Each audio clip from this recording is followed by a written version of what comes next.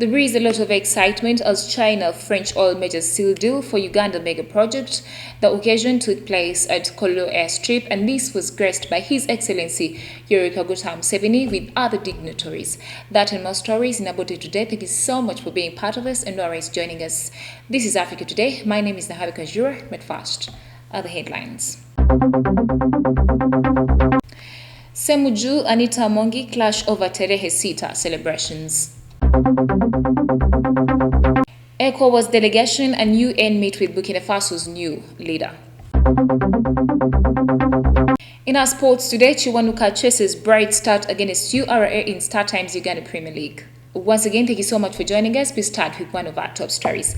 Now, Chinese and French oil giants sealed a landmark $10 billion deal on Tuesday to develop Uganda's energy resources and build a vast regional oil pipeline, a mega project that has incensed environmental groups. More details in this report. The so-called final investment decision was announced at a ceremony in Kampala by the heads of France's Total Energies and the China National Offshore Oil Corporation. According to a statement released by Total Energies chairman and CEO Patrick Poyan, yesterday was the day they committed to invest $10 billion in the Tilenga and Kingfisher projects and the 1,443-kilometer long pipeline. The project aims to exploit the huge crude oil reserves at Lake Albert, a 160-kilometer natural border between Uganda and the Democratic Republic of Congo. The oil would be pumped from landlocked Uganda through a 1,443-kilometer heated pipeline, said to become the longest of its type when completed through Tanzania to the Indian Ocean port of Tanga. Poyan described the controversial pipeline as a masterpiece of a project, although critics charge that it threatens livelihoods and fragile ecosystems in the heart of Africa. CNOOC Uganda President Shein Zubia said that achieving the final investment decision is a first step towards achieving the first oil and unlocking opportunities for investment and developing of Uganda and the whole region. The ceremony was also attended by Ugandan President Yoweri Museveni and Tanzania's Vice President Philip Mpango. Lake Albert lies atop an estimated 6.5 billion barrels of crude, of which about 1.4 billion barrels are currently considered recoverable.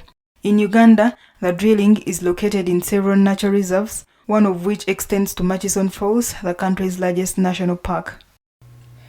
Well, thank you so much, reporter. There is a lot of glamour on this particular mega project that intends to create job opportunities for Ugandans. Moving on, in the top stories, the Kira Municipality MP Ibrahim Ssemujju has challenged the Uganda People's Defence Force involvement in events to mark the Tarehe Sita, which he said offends the Constitution. Take a look at the story.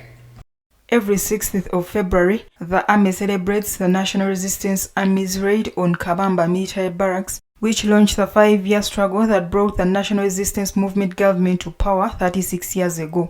Ssemujju said that the UPDF came into being upon the promulgation of the 195 Constitution and therefore should not be associated with the National Resistance Army. He said that the celebrations to mark the anniversary of the National Resistance Movement is not in tandem with the Constitution, saying the party came into being in 2005 upon the reinstatement of multi-party politics. He said that under Articles 208, 209 and 210, the makers of the Constitution did not want to be reminded of that history and therefore they created the Uganda People's Defence Forces. Deputy Speaker Anita Among, however, said MP Ssemujju's assertions cannot stand since the UPDF is a legal entity. She said that the UPDF are celebrating their origin just like everyone else, adding that they are celebrating their birthday, which did not start today but rather started before in the previous parliaments. The UPDF leads preparations to mark Tarehe Sita, which is a culmination of a week-long series of activities in which the army engages in social corporate responsibility to enhance civil-military cooperation. Ssemujju is also unhappy about the celebrations to mark the 36 years of NRM, which he argues was registered in 2005. Away from that, it was all excitement and jubilation when Congolese nationals saw UPDF convoy entering Democratic Republic of Congo through Lubiria, Kasindi border point. Now the convoy led by Colonel Christopher Columbus Tumwine, the 222 Brigade commander, marked the opening of the second axis of the offensive action against Allied Democratic Forces. Take a look at the story. Speaking to the gathering at Lubiriha, Colonel Christopher Columbus Tumwine expressed gratitude for the warm welcome and urged the people of Congo to maintain the support to the joint forces through reporting Allied Democratic Forces locations and disassociation from anti-peace elements. Meanwhile, Colonel Edumbu Madawa Dani, the Joint Operation Shuja coordinator, informed the gathering that the Second Front Operation Shuja task is to ensure the road construction project as well as fighting the Allied Democratic Forces remnants in that sector. It should be recalled that on 15th January 2020, Major General Bombele Camille Ehola and Major General Kayanja Mhanga, while in a meeting at Hotel Kasindi, designed a mechanism of opening the second axis to enable the joint forces continue offensive action against Allied Democratic Forces, as well as securing the Kasindi-Beni Butembo road construction, the tasks to be executed concurrently. Mohamed Walimwengo, 37 years, a resident of Kasindi town, expressed a sigh of relief at the sight of Ugandan forces joining the Congo army. He said this was a positive gesture that might lead to lasting peace. Pascal Shalikula, a cultivator at Kalembo village, was excited on seeing the Uganda People's Defense Forces finally coming to Congo territory. He said his family these days takes only one meal since he abandoned tilling his land because of fear of rebel attacks. Well, thank you so much, reporter. Africa Today takes a quick break. We shall come back with the international news.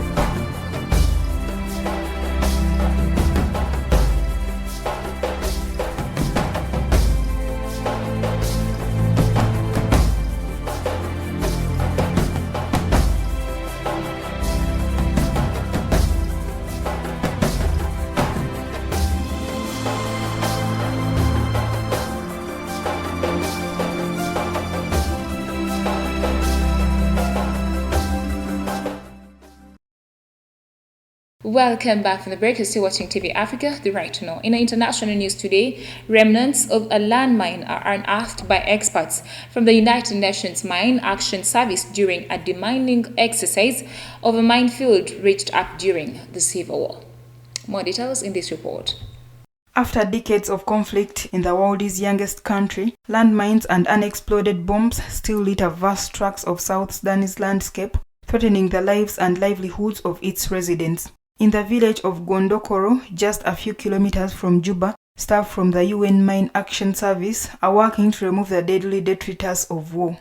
According to UNMAS figures as of last year, a total of 1,404 people have been killed by landmines in recent years, including more than 250 children, and 3,730 have been maimed. In Gondokoro, one contamination zone has been sealed off, with tape linked by fence posts bearing red and white signs with a skull and crossbones warning danger mines. More than 18 square kilometers still needs to be cleared in South Sudan, UNMAS says on its website without detailing the potential number of devices. Since it began operations in South Sudan in 2004, UNMAS says it has cleared more than 90 square kilometers of minefields and battlefields and checked more than 1,000 square kilometers of suspect areas. Away from that, the Nigeria senator and former governor of the southeastern state of Imo, Rochas Okorocha, officially declared his intention to run for the 2023 presidential election during the International Conference Center in Abuja on Monday. Okorocha, who is the head of All Progressive Congress Party and currently the senator of Imo West District in the 9th Senate, will vie for the fourth time in 2023. The former governor reiterated his intentions to unite Nigerians across ethnic and religious divides if elected the president of the West African state. He has pledged to make free education compulsory, especially from primary to secondary schools, and also create an enabling economy that will enable more job creation and better productivity. The ruling All Progressives Congress (APC) and the main opposition People's Democratic Party (PDP) share the state-level governance of all 36 states across the federation. President Muhammad Buhari led the APC into office in 2015, dislodging the PDP that had governed the country for 16 years prior. PDP produced 3 presidents over the period: Olusegun Obasanjo, Umar Musa Yadu and Goodluck Ebele Jonathan. Buhari is currently in his second term, having secured re-election in March 2016. His tenure ends in 2023 when the next polls will be held. Moving on, after long hours of uncertainty, Guinea-Bissau's President Umaru Sissoco Embalo took to Twitter to say the situation was contained. More details in this report. President Umaru Sissoco Embalo wrote on Tuesday night that calm seems to be back in the streets of Bissau and that he was all well and praised be to God. He took to Twitter to say the situation was now under control in the West African capital, ending more than 3 hours of uncertainty. Sustained gunfire was heard on Tuesday near the seat of government in the West African state, in what the African Union and ECOWAS bloc called an attempted coup. During the afternoon, heavily armed men surrounded the government palace, fueling fears of a coup attempt. President Embalo and Prime Minister Nuno Gomes Nabiam were believed to have gone to attend a cabinet meeting there. A 36-year-old French woman living in Bissau, Khadija Diop, said she rushed to pick up her children from school and witnessed armed troops entering the government complex. The toll of the exchange of gunfire, recounted in various accounts, isn't known for the moment, although President Umaru Sissoco Embalo mentioned many deaths. Following the news of a possible coup, the Economic Community of West African States issued a statement urging soldiers to return to their barracks and saying they would be held responsible for the well-being of the president and the government members. The cabinet announced Embalo would speak to the nation on Tuesday. Well, thank you so much, reporter. Moving on, in the international news, members of ECOWAS and the UN met on Monday with Burkina Faso's ousted president, Roch Marc, and the new leader, Lieutenant Colonel Paul Henry Sandaogo. On Monday afternoon, the junta named Damiba, the leader of the Patriotic Movement of Safeguarding and Restoration, as the country's new president. Take a look at the story. According to Shirley Ayoko Bochwey, head of the ECOWAS delegation and Ghanaian foreign minister, they have had very frank discussions with the team and with the head of state Damiba, adding that they have also gone to visit President Kabore. The regional bloc suspended Burkina Faso last week. Despite the suspension, the head of ECOWAS vowed to continue to work with the new authorities. Shirley Ayoko Bochwey added that the security situation is a situation that affects the whole of West Africa and something even beyond West Africa, going towards Central Africa. Shirley said that they will not leave Burkina Faso on its own and will continue to work with Burkina Faso to fight the menace of terrorism and armed conflicts and so on and so forth. ECOWAS pledged that they will work with the new administration and will continue to support. Leaders from the bloc will hold a summit in Accra on Wednesday to assess whether they should impose sanctions on the country. It is on that particular story that we have a break. We shall come back with the business news.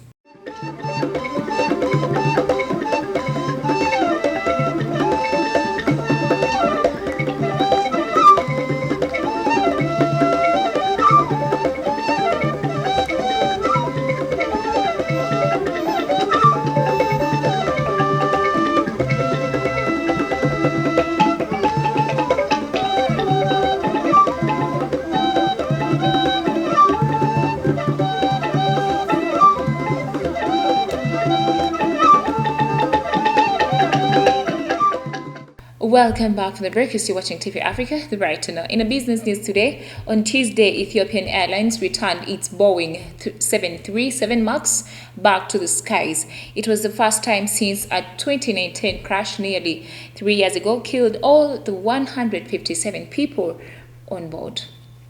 We have the details. In a statement, the airline said their decision came after intense recertification by regulators in the United States, the European Union, China, and Ethiopia.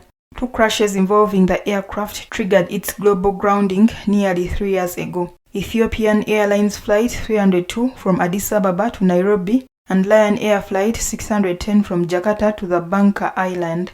Ethiopian Airlines had at that time 4 of the jets in its fleet. The carrier has assured that at least 30 other airlines also operate the Boeing aircraft now, and that its pilots, engineers, aircraft technicians, and cabin crews were fully prepared. The victims of the Flight 302 hailed from more than 30 countries, with the largest number from Kenya. According to legal documents filed in November in Chicago, Boeing has reached an agreement with the victims' families and accepted responsibility for the tragedy.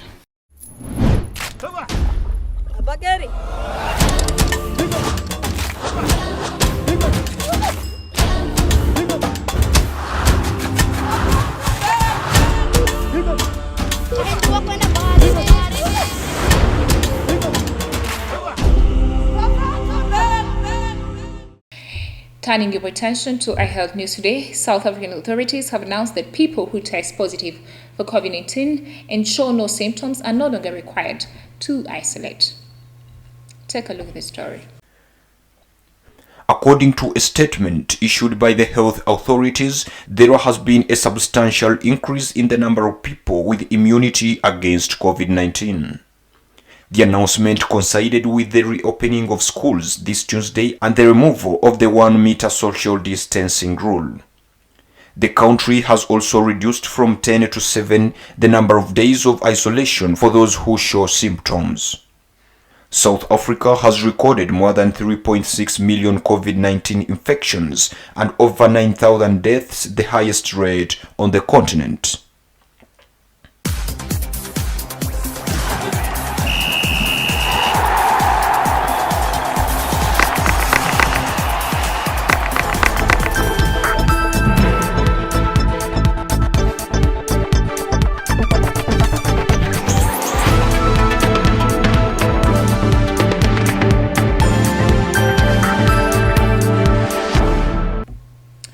In Africa Today Sports, Paul Kiwanuka will get his second tenure in charge of Soltilo Bright Stars underway against URAFC at the Kavumba Recreation Grounds on Tuesday afternoon. Now, the game is among a couple of fixtures that were affected from the first round and are scheduled to run before the second round gets underway next week. We have the details. Apart from serving as a homecoming from Kiwanuka, the game has huge bearings on either ends of the StarTimes Uganda Premier League table. Bright Stars has been underwhelming after a scintillating roll to 5th place last season and came into the game in 14th position after collecting only 11 points from 14 games. Survival is the sole aim for the club, who can climb out of the bottom 3 for the first time this season with a victory over the tax collectors. But some Timber's men also have their own overpowering ambitions as they try to close the gap on the front runners and seek to return into the conversation about the title. Should the Uganda Revenue Authority win both games in hand, the other against Busoga United, they will climb into the 3rd position over Express. Circumstances may be different this time, with a Bright Stars struggles and Uganda Revenue Authority failing to find the same level they were at last season, but games between these two have always been close and low-scoring affairs. Each of their last 2 meetings have ended in goalless draws, while they have each shared 1-0 victories since April 2019. Actually, only 2 games since their first meeting in 2013 have seen more than 2 goals scored. Well, thank you so much for being a loyal audience from where we started from. Don't forget to subscribe to our YouTube channel. We shall keep updating you. It is TV Africa, the